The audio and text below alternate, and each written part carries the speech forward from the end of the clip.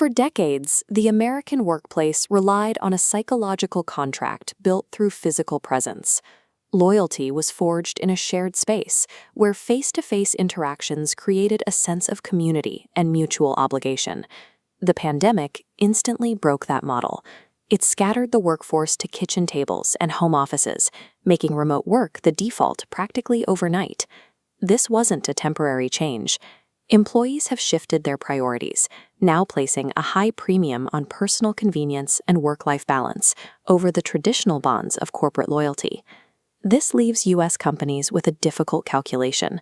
They are trying to determine if a borderless, transactional workforce offers a sustainable strategic advantage, or if it introduces long-term costs that are harder to measure.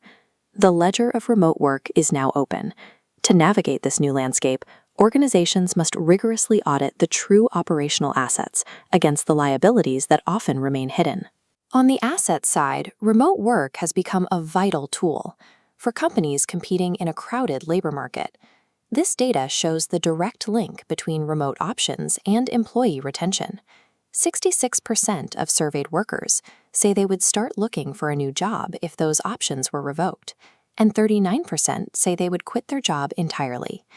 Beyond retention, the model enables geographic arbitrage.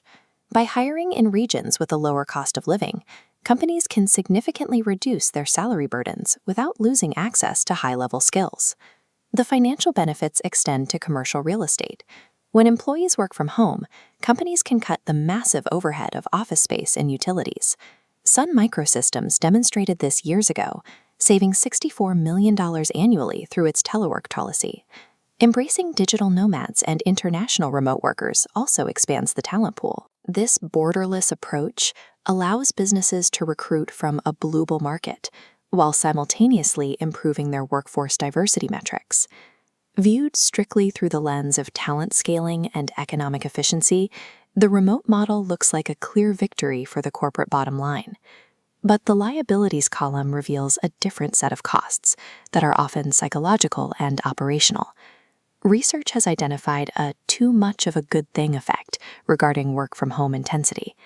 When the flexibility becomes extreme, it often breeds professional isolation and a sense of being an outsider. Technology also enables a constant connection that erodes the boundary between home and office. This always-on culture is a primary driver of the burnout rates that have surged since 2020. Without a shared physical space, the mindset of the employee shifts toward individual goals, team cohesion weakens, and the shared values that typically define an organization begin to dissolve. In this frictionless environment, the convenience of switching jobs increases. When work is purely transactional, it becomes much easier for employees to jump to a global competitor, driving up turnover and recruitment costs. The same autonomy that attracts top talent is the force that can dissolve the long-term commitment required to retain them. Then there are the hidden taxes, the massive regulatory and legal risks that many decentralized companies are only beginning to encounter.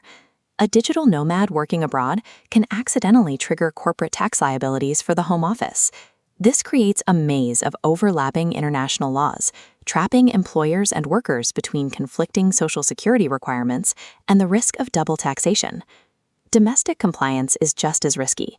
U.S. companies face heavy fines if they misclassify their remote workers as independent contractors while exerting the level of control normally reserved for full-time employees. Ignoring these compliance landmines can erase the financial gains achieved through real estate cuts and geographic arbitrage. Academic reviews confirm technology has fundamentally altered obligations at work. Unwritten expectations that once held teams together are now mediated by digital tools. Managing this new contract requires deliberate effort to bridge the physical gap and maintain employee satisfaction. Survival requires specific corporate solutions, including unified compliance portals, frequent mental health check-ins, and a commitment to building a virtual culture that supports social ties. Remote work is a complex operational strategy that requires active and continuous design. Success depends on moving away from passive policies and intentionally managing the new realities of the borderless workforce.